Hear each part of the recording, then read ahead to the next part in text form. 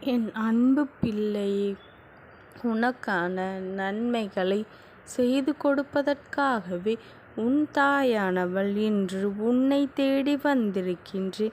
என் குழந்தையே, நீ என்னை உன் தாயாக நினைத்தால் இந்தப் பதிவினை உடனடியாகக் கேள். என் குழந்தையே, உனக்கான மிகப்பெரிய இன்ப அதிர்ச்சி ஒன்று காத்துக்கொண்டே இருக்கின்றது. என் குழந்தையே, இந்தத் தாயானவள் இந்த நன்னாளில் உன்னிடம் வந்து ஒரு அவசர செய்தியைக் கொண்டு வந்துள்ளேன். இந்தப் பதிவினை நீ முழுமையாகக் கேட்டுவிடு. என் குழந்தையே, ஆசைகளைக் கொண்டு திரிபவனால் எதையும் விட முடியாது. அந்த ஆசையானது அவன் மனதில் இருந்து கொண்டேதான் இருக்கும். அது அவன் மனதில் எழுவது அந்த ஆசையானது கழுதை போல இந்த உலகத்தில் வலம் வரும். அப்படிப்பட்டவனை திருத்தவே முடியாது.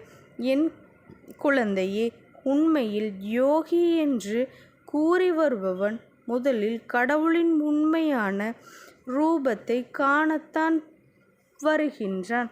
என் குழந்தையே, சில காலம் போன பிறகு தன்னுள்தான் என்ன அகங்காரமும் பண ஆசையும் பிடித்து பாவியாகி விடுகின்றார்கள். என் குழந்தையே, இந்த வகையில்தான் யோகிகள் என்றும் சித்தர்கள் என்றும் கூறிக்கொண்டு இந்த உலகத்தில் பணம் பறித்து சுகபோக வாழ்வை வாழ்ந்து கொண்டிருக்கின்றார்கள். என் குழந்தையே, இதையெல்லாம் வெறும் வேஷம்தான். என் குழந்தையே, அவனால் பிறவிக்கடலை நீந்த முடியாது. பாவியாகி வியாதி வந்து மரணம் அடைவான். என் குழந்தையே, இப்படிப்பட்டவர்களை திருத்தவே முடியாது. நாம் பஞ்சபூதங்களினால் தோன்றி வளர்ந்து வாழ்ந்து கொண்டிருக்கின்றோம். அப்பஞ்சபூதங்களை கொண்டு இனி பிறவா சக்தியையும் இரவா சக்தியையும் பெறலாம். என் குழந்தையே, இதை விடுத்து பண ஆசை பிடித்து அலையும் சோம்பேறிகளை ஆண்டவன் என்றைக்குமே மன்னிக்கவே மாட்டான். என் குழந்தையே, ஒரு காலகட்டத்தில் அவன் மனமே அவனை கொல்லும்.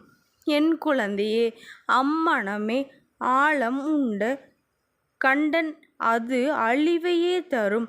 அறம் நீதி உரைப்பதில்லை, நியாயம் வழங்குவதும் இல்லை. கண்ணீரை துன்பத்தையும் துயரத்தையும் வறுமையையும் இயலாமையையும் தவிர்க்க முடியாது. என் குழந்தையே, சமரசத்தை புரிந்து கொள்வதே அறம்.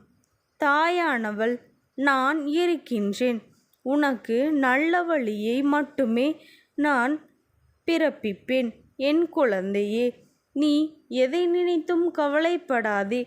இந்த தாயானவளினுடைய அன்பும் ஆசீர்வாதங்களும் உனக்கு என்றைக்கும் முழுமையாக கிடைத்து கொண்டே இருக்கும். ஓம் சக்தி போற்றி. ஓம் ஆதிபராசக்தி போற்றி போற்றி.